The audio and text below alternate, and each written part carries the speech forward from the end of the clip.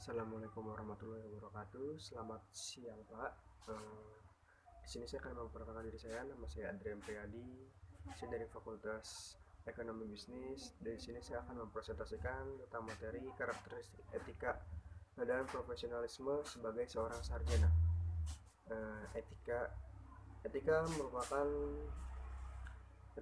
berasal dari bahasa Yunani yang artinya ethos atau etimologi, yang berarti watak kesosialisasian atau adat kebiasaan seseorang.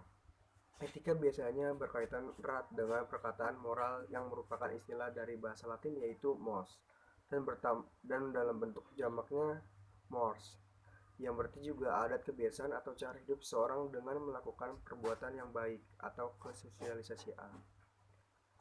Yang kedua, ada dua macam etika dalam menentukan baik dan buruknya perilaku seorang manusia. Yang pertama ada etika deskriptif, yaitu etika yang berusaha meneropong secara kritis dan rasional sikap dan perilaku manusia dan apa yang dikejar oleh manusia dalam hidup ini sebagai sesuatu yang bernilai. Dan yang kedua ada etika normatif, yaitu etika yang berusaha menetapkan berbagai sikap dan pola perilaku ideal yang seharusnya dimiliki oleh manusia dalam hidup ini sebagai sesuatu yang bernilai.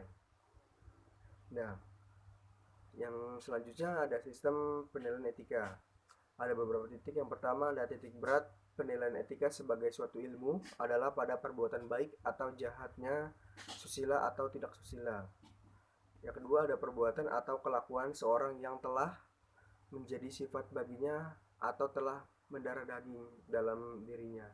Yang ketiga Barhanuddin Salam DRS menjelaskan bahwa suatu perbuatan dinilai dari 3 poin. Yang pertama ada tingkat pertama itu semasih belum lahir menjadi perbuatan, jadi masih berupa rencana dalam hati atau niat. Dan tingkatan yang keduanya yaitu ada setelah lahir menjadi perbuatan nyata, yaitu pekerti. Yang ketiga, akibat suatu hasil perbuatan manusia tersebut, yaitu baik dan buruk. Kata hati atau niat bisa juga disebut serasa atau kehendak kemauan. Dan isi dari karsa inilah yang akan direalisasikan oleh perbuatan. Dalam hal merealisasikan, ini ada 4 variabel yang terjadi.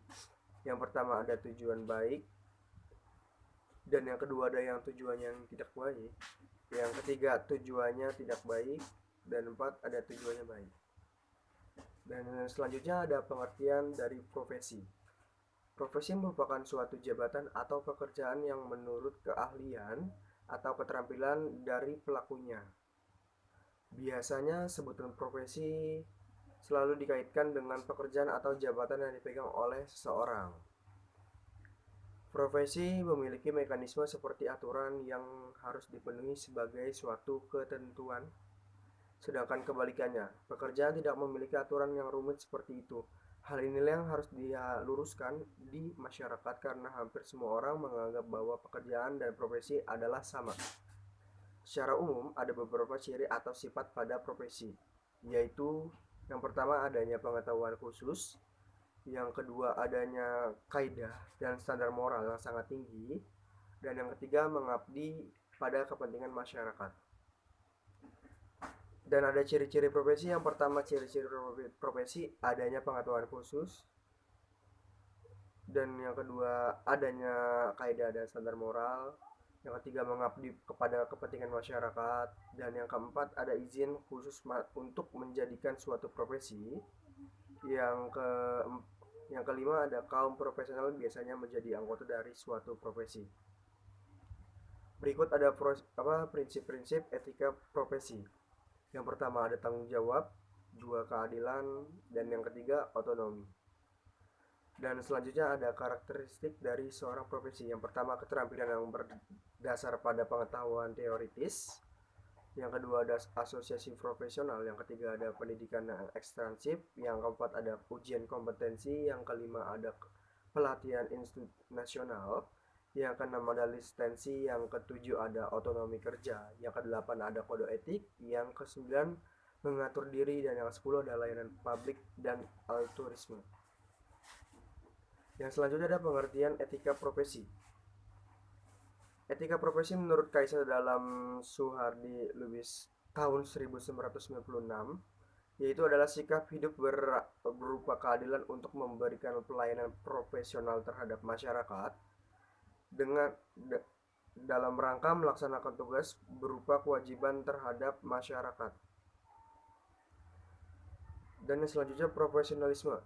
Dalam Kamus Besar Bahasa Indonesia, profesionalisme mempunyai makna mutu, kualitas, dan tindak tanduk yang merupakan ciri suatu profesi atau profesi yang profesional.